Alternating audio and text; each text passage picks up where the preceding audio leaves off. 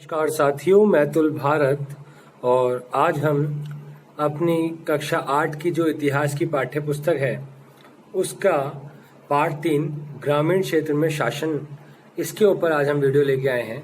और ये इस वीडियो का सेकंड पार्ट होगा जिसमें हम मुनरो व्यवस्था, नई व्यवस्था के बारे में पढ़ेंगे। एक नई व्यवस्था, इसके बारे में हम पढ़ेंगे। इससे पहले हमने इस चैप्टर में काफ़ी सारी चीज़ें जो थी वह हमने पढ़ लिए हैं और हम इसको खेती में सुधार की ज़रूरत और ये सारे जो चैप्टर का जो इसका अंग है, मतलब जो इसका भाग है, ये हम लोगों ने कर रखा है। तो हम लोग समय को व्यर्थ ज़्यादा ना करते हुए सीधे अपनी नई व्यवस्था से शुरुआत करेंगे। अगर आपने चैनल को सब्सक्राइब नहीं किया तो ज़रूर कर लीजिएगा और आप वीडियो को एंड तक ज़रूर देखिएगा। आपके लिए बहुत इंपॉर्टेंट और बहुत ही अच्छा मैसेज होगा जिसके द्वारा आप अपनी पढ़ाई को बहुत अच्छा कर सकते हैं। तो बहुत ज़रूरी है कि हम अपनी पढ़ाई को अच्छा करें। उसके लिए हमें क्या करना चाहिए ये वीडियो के एंड में मैं आपको बताऊंगा, तो आप वीडियो के एंड तक ज़रूर देखिएगा। एक नई व्यवस्था को हम शुरू करते हैं क्योंकि यहाँ पे क्या है कि ग्रामीण क्षेत्रों में अंग्रेजों ने कैसे शासन को स्थापित किया और कैसे चलाया उसके बारे में हम पढ़ रहे हैं। तो हमने शुरुआत से लेकर अंत, जैसे कि वे अंग्रेज आए थे और हमने पहले सेकंड चैप्टर को जैसे हमने किया है, तो उसको आप देख सकते हैं। वीडियो आपके यूट्यूब पे आपको हमारे चैनल पे मिल जाएगी। आप चैनल को सब्सक्राइब कर देंगे तो आपको मिल जाएगी। हम शुरू करते हैं कि एक नई व्यवस्था 19वीं सदी की शुरुआत में ही कंपनी के बहुत सारे अधिकारियों को इस बात का यकीन हो चुका था कि राजस्व बंदोबस्त में दोबारा बदलाव लाना जरूरी है। जब कंपनी को शासन और व्यापार के अपने खर्चे चलाने के लिए और पैसे की जरूरत हो तो वह स्थायी रूप से राजस्व तय करके काम कैसे चला सकती है। मतलब अब वो पता है कि भैया एक स्थायी बंदोबस्त कर दिया था जिसमें अंग्रेजों ने एक स्थायी उनको कर लेना होता था। तो वो जमींदारों को बोलते थे कि भैया हमें इतना कर दे दो, बाकी आप खुद देख लो। लेकिन कंपनी को लगा कि नहीं भाई, ये इससे तो काम चलेगा ही नहीं। तो इसलिए कंपनी को अभी जरूरत पड़ी कि भैया ये कानून को बदल दो। बंगाल प्रेसिडेंसी के उत्तर पश्चिमी प्रांत, अभी आपको पता है कि जो बंगाल है, जैसे मतलब अगर आप समझ लो कि बंगाल ये है, ठीक है, ये ऐसे बांग्ला क्षेत्र है, फिर नीचे आके भारत से ऐसे हो जाता है ना। मतलब आप देख सकते हैं कि जैसे समझ लीजिए ये हमारा भारत है प्यारा, ठीक है, और यहाँ पे बंगाल है, ठीक है, ये श्रीलंका हो गया, समझ लीजिए। तो यहाँ पे जो उत्तर पश्चिमी क्षेत्र है, अर्थात बंगाल का जो ये क्षेत्र था, उत्तर ये हो गया आपका, ठीक, और पश्चिम ये हो गया। तो जो ये क्षेत्र था, उत्तर पश्चिम क्षेत्र था, जिसके इलाके ज्यादातर हिस्सा अब का उत्तर प्रदेश है। मतलब अभी जो है ना वो इतना फैला हुआ था बंगाल क्षेत्र, ठीक है। तो इसका जो उत्तर पश्चिम क्षेत्र था वो ऐसे था, वो इतना पूरा फैला हुआ था और वो उत्तर प्रदेश का इलाका आता था। फिर यहाँ बिहार आ गया, फिर अब ये बंगाल आ गया, उड़ीसा आ गया, ठीक है, ऐसे ऐसे। तो के लिए हॉल्ट मैकेंजी नामक अंग्रेज ने एक नई व्यवस्था तैयार की जिसे 1822 में लागू किया गया। मैकेंजी को विश्वास था कि उत्तर भारतीय समाज में गांव एक महत्वपूर्ण सामाजिक संस्था है और उसको बचाए रखना चाहिए। मतलब मैकेंजी के अनुसार गांव एक इम्पोर्टेंट एक इंस्टीट्यूशन है। ऐसे नगर होते हैं, ऐसे गांव भी एक बहुत ज्यादा इम्पोर्टेंट एक जगह है, व्यवस्था है, और उसको बचाने की आवश्यकता है। क्योंकि देखिए मेनली कर तो वहीं से आना है, क्योंकि उनको जो टैक्स मिल रहा है वो टैक्स के रूप में या तो वह क्या कहते हैं गेहूं वगैरह लेते हैं या गेहूं को लेके आगे बेचते हैं। तो गेहूं मतलब मेन तो प्राथमिक उत्पादन तो खेतों से ही होगा। उसके आदेश पर कलेक्टरों ने गांव गांव का दौरा किया, जमीन की जांच की, खेतों को मापा और विभिन्न समूहों के रीति रिवाजों को दर्ज किया। गांव के एक एक खेत के अनुमानित राजस्व को जोड़कर हर गांव या ग्राम समूह महाल से वसूल होने वाले राजस्व का हिसाब लगाया जाता था। इस राजस्व को स्थायी रूप से तय नहीं किया गया, बल्कि उसमें समय समय पर संशोधनों की गुंजाइश रखी गई। राजस्व इकट्ठा करने और उसे कंपनी को अदा करने का जिम्मा जमींदार की बजाय गांव के मुखिया को सौंप दिया गया। इस व्यवस्था को महालवारी बंदोबस्त का नाम दिया गया। अर्थात अब आपको समझ में आ गया कि गांव के मतलब पूरी जमीन को नापने के बाद जोड़कर सारे राजस्व को जोड़कर गांव के समूह पर या एक पूरे गांव को मतलब महाल बोलते थे उस समय, ठीक है। तो महाल में आप समझ लो कि एक सामूहिक कर हो गया, ठीक है, जो एक ग्राम के ऊपर लगता है। और वसूल होने वाले राजस्व का हिसाब लगाया जाता था। इस राजस्व को स्थायी रूप से तय नहीं करते थे, मतलब ये ना तय नहीं था कोई भी, क्योंकि इसमें बदलने की शक्ति थी कि भैया अगर लगे कि भाई नहीं कम हो रहा है तो ज्यादा बदल दो उसको, थोड़ा और इसका जो रेट का जो मतलब टैक्स का जो परसेंटेज है वो बढ़ा दो। तो राजस्व इकट्ठा करने और उसे कंपनी को अदा करने का जिम्मा जमींदार की बजाय गांव के मुखिया, जो आज का प्रधान होता है, सौंप दिया गया और इसी व्यवस्था को महालवारी बंदोबस्त कहा जाता है। तो ये क्वेश्चन आ सकता है कि भाई अगर आपसे ये पूछ ले कि महालवारी बंदोबस्त में जो कर इकट्ठा करके कंपनी को कौन करता था, जमींदार, साहूकार या गांव का मुखिया, तो आपको बताना है कि गांव का मुखिया ये काम करता था। ठीक है, अब देखिए मुंड्रो व्यवस्था की बात आ गई है। तो मुंड्रो व्यवस्था से पहले मैं आपको मुंड्रो की फोटो दिखा देता हूँ कि मद्रास का गवर्नर टॉमस मुंड्रो 1819 से 1826 तक ये रहा। ठीक है, आप देख लो भाई कैसा है। ठीक है, तो ऐसे ही होते थे उस टाइम, मतलब राजा महाराजा की तरह रहते थे ये लोग, गवर्नर वगैरह। ठीक है, तलवारें वगैरह रख के, तो आप देख लो जैसे शाही अंदाज में जूते वगैरह। ठीक है, तो मुंड्रो व्यवस्था ब्रिटिश नियंत्रण वाले दक्षिण भारतीय इलाकों में भी स्थायी बंदोबस्त की जगह नई व्यवस्था अपनाने का प्रयास किया जाने लगा। मतलब स्थायी बंदोबस्त तो आपको पता ही है कि भैया एक स्थायी वो थी टैक्स की, जो हमने पहले पढ़ा था, आप देख लीजिएगा पुरानी वीडियो। और अगर आपको वीडियो की क्वालिटी खराब होगी तो 360p पे आप देखेंगे ना तो आपको बहुत बढ़िया लगेगी। ठीक है, वीडियो स्लो कर सकते हो, फास्ट कर सकते हो, यहाँ पे डॉट्स होते हैं ऊपर।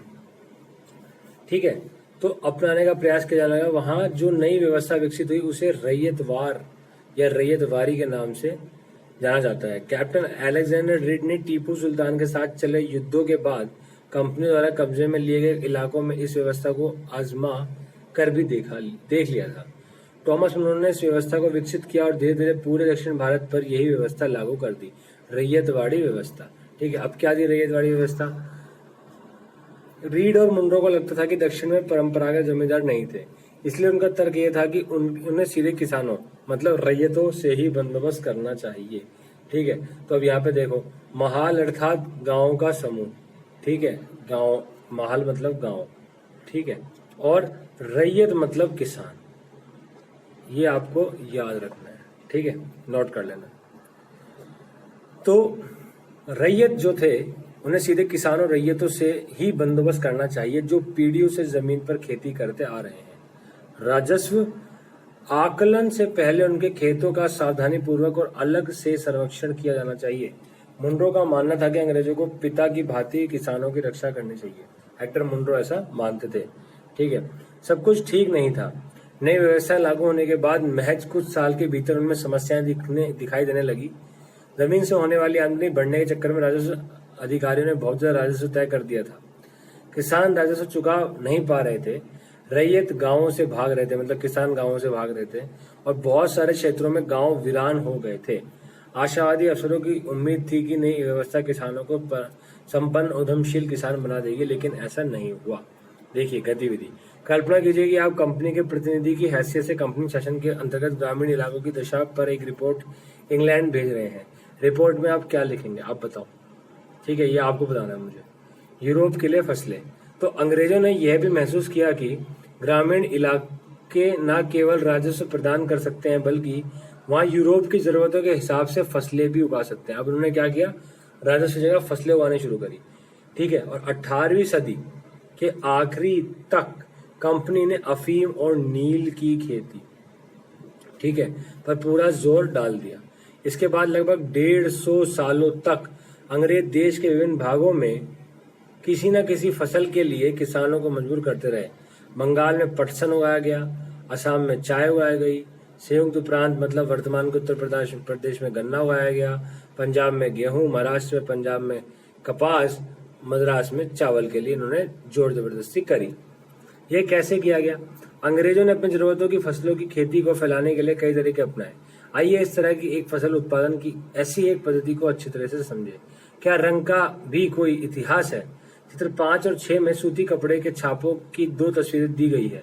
बाईं तरफ चित्र 5 की तस्वीर में भारत आंध्र प्रदेश के बुनकरों द्वारा बनाए गए कलमकारी छापे दिखाई दे रहे हैं। ठीक है, ये रहे, ठीक है, कलमकारी छापे, ठीक है, और दिए गए हैं। दूसरी तरफ ब्रिटेन के प्रसिद्ध कवि और कलाकार विलियम मॉरिस द्वारा बनाए गए फूल वाले छापे हैं।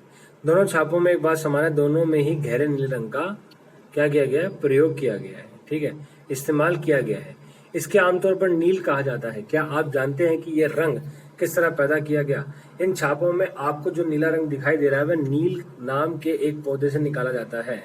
इस बात की काफी संभावना है कि 19वीं सदी के ब्रिटेन में मॉरिस के छापों में इस्तेमाल किया गया नीला रंग भारत के उगने वाले नील के पौधों से ही तैयार किया गया होगा। उस समय भारत दुनिया में नील का सबसे बड़ा स्रोत था, मतलब सबसे ज्यादा जो नील उगता था वो भारत में उगता था, और सबसे ज्यादा चंपारण में। ठीक है, चंपारण में तो आपको पता ही है, अभी 3 कटिया पद्धति ले आए थे अंग्रेज, और इतना कर इतना टैक्स लगाते थे भैया कि वहां का तो किसान बेचारा भूखा ही मर रहा था।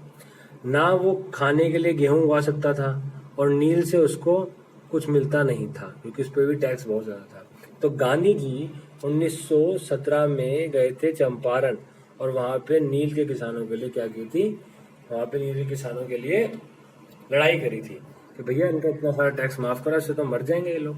ठीक है, और उनके सत्याग्रह से अंग्रेजों को झुकना पड़ा था, और फिर जो टैक्स था वह कम किया गया था। ठीक है, तो आपको पता लग गया कि ये कब की बात है। ये बात है 19वीं सदी की। ठीक है, 19वीं सदी में भारत जो था सबसे ज्यादा मतलब उगता था यहाँ पे। ठीक है, क्योंकि 20वीं सदी में तो धीरे धीरे करके अंत होने लग गया था, क्योंकि 19वीं सदी में मुख्यतः अंत होने लग गया था, क्योंकि जब औद्योगिक क्रांति आई तो औद्योगिक क्रांति में जो डाई होती थी ना, मतलब कृत्रिम कलर, डाई के द्वारा कपड़े रंगते थे। भारतीय नील की मांग क्यों थी? अब देखो, ये हम क्योंकि पहले की बात कर रहे हैं इसलिए हम बात कर रहे हैं कि नील का पौधा मुख्य रूप से उष्णकटिबंधीय इलाकों में ही उगता है। 13वीं सदी तक इटली, फ्रांस, देखिए 13वीं सदी की बात हो रही है, 1201 से लेके, ठीक है, 1201 से लेके 1300 तक सदी तक इटली, फ्रांस, ब्रिटेन के कपड़ा उत्पादक कपड़े की रंगाई के लिए भारतीय नील पर ही इस्तेमाल करते थे। उस समय भारतीय नील की बहुत बड़ी मात्रा ही यूरोपीय बाजार में पहुंचती थी। उनकी कीमत भी बहुत ऊंची रहती थी, इसलिए यूरोपीय कपड़ा उत्पादकों को बैंगनी और नीले रंग बनाने के लिए वोड नामक एक पौधे पर निर्भर रहना पड़ता था। वोड पौधा शीतोष्ण क्षेत्र में उगता था, इसलिए यूरोप में आसानी से मिल जाता था। उत्तरी इटली, दक्षिण फ्रांस व जर्मनी और ब्रिटेन के कई हिस्सों में, ये जितने मैंने नाम लिए ना सब यूरोप के देश हैं और सब आसपास ही हैं, कई हिस्सों में यह पौधा उगता था। नील के साथ प्रतिस्पर्धा से परेशान यूरोप के वोड उत्पादकों ने अपनी सरकारों पर दबाव डाल के वे नील के आयात पर भी पाबंदी लगा दी। मतलब मगर कपड़े को रंगने वाले तो नील को ही पसंद करते थे। नील से बहुत चमकदार नीला रंग मिलता था, जबकि वोड से मिलने वाला रंग बेजान और फीका होता था। 17वीं सदी तक आते आते यूरोपीय कपड़ा उत्पादकों ने नील के आयात पर लगी पाबंदी में ढील देने के लिए अपनी सरकारों को राजी कर लिया। कैरिबियाई द्वीप समूह स्थित सेंट डोमिंगो में फ्रांसीसी, ब्राजील में पुर्तगाली, जमाइका में ब्रिटिश और वेनेजुएला में स्पेनिश लोग नील की खेती करने लगे। उत्तरी अमेरिका के भी बहुत सारे भागों में नील के बागान सामने आए। 18वीं सदी, नील को इंग्लिश में इंडिगो कहते हैं, और इंडिगो ना आपने देखा भी होगा, इंडिगो एक बुक भी है हमारे एनसीईआरटी में, अभी मुझे याद नहीं आ रहा कि कौन सी उसकी है, मतलब क्लास की है। तो इंडिगो का अर्थ ही नील है। ठीक है, और इसलिए कहीं ना कहीं आप देखेंगे कि वहां से ये वर्ड निकलता भी है। ठीक है, 18वीं शताब्दी के आखिर तक भारतीय नील की मांग और बढ़ गई। ब्रिटेन में जो औद्योगिकीकरण का युग शुरू हो चुका था और उससे कपास उत्पादन में भारी इजाफा हुआ। अब कपड़ों की रंगाई की मांग और तेजी से बढ़ने लगी। जब नील की मांग बढ़ी, उसी दौरान वेस्ट इंडीज और अमेरिका से मिलने वाली आपूर्ति अनेक कारणों से बंद हो गई। 1783 से 1789 के बीच दुनिया का नील उत्पादन आधा रह गया था। ब्रिटेन के रंगरेज अब नील की आपूर्ति के लिए बेचने से किसी और स्रोत की तलाश कर रहे थे। यह नील कहाँ से मिल सकता था? तो ये नील कहाँ से मिल सकता था भाई? ठीक है, अभी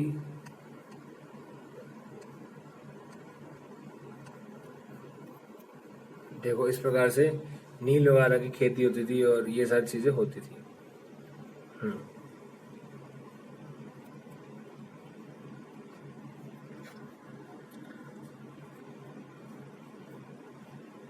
तो भारत ने ब्रिटेन की बढ़ती दिलचस्पी में यूरोप में नील की बढ़ती मांग को देखते हुए ईस्ट इंडिया कंपनी भी भारत में नील की खेती बढ़ाने के रास्ते ढूंढने लगी।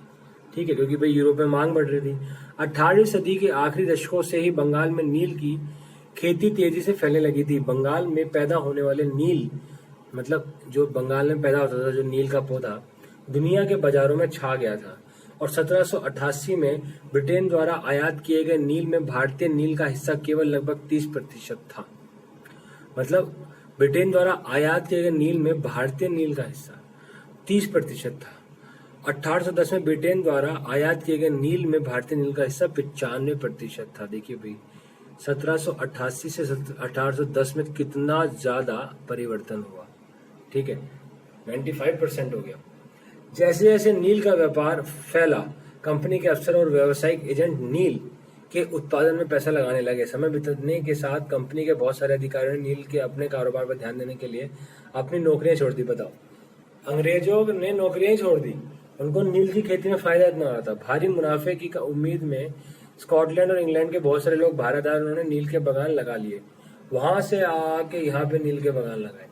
जिनके पास नील की पैदावार के लिए पैसा नहीं था, उन्हें कंपनी और नए नए बैंक कर्जा देने के लिए तैयार रहते थे। ठीक है, नील की खेती कैसे होती है ये हम नेक्स्ट वीडियो में करेंगे कि नील की खेती कैसे होती है, बिकॉज फिर निज खेती की समस्याएं भी हम बात करेंगे।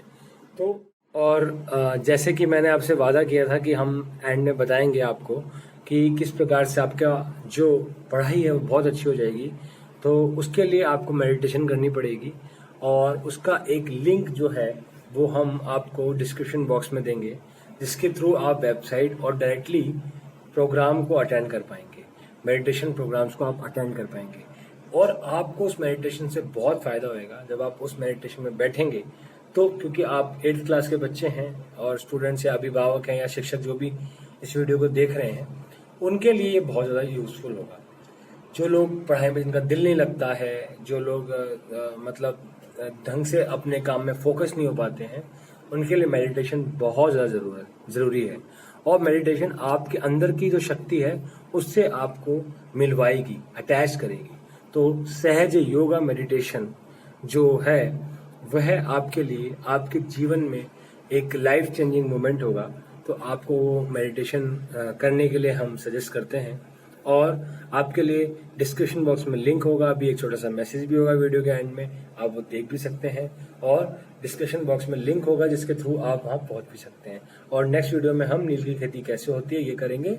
जल्दी ही वीडियो आपके सामने आ जाएगी, एक आध दिन में ही आ जाएगी। तो आप तुरंत चैनल को सब्सक्राइब कर दीजिए, बेल आइकन दबा दीजिए, तो आपको नोटिफिकेशन मिल जाएगा। 8th क्लास के क्वेश्चन आंसर, भूगोल के, आपका हम पृथ्वी जो ये हमारा राजनीतिक जो जीवन है, राजनीतिक सामाजिक जीवन, हमारे अतीत, ये सब जो है ऑलरेडी अपलोडेड है, आप देख सकते हैं चैनल पे। और मेडिटेशन जरूर आपको करनी है, बिकॉज मेडिटेशन करेंगे तो आपकी पढ़ाई बहुत अच्छी हो जाएगी। तो ये मैसेज आपके लिए।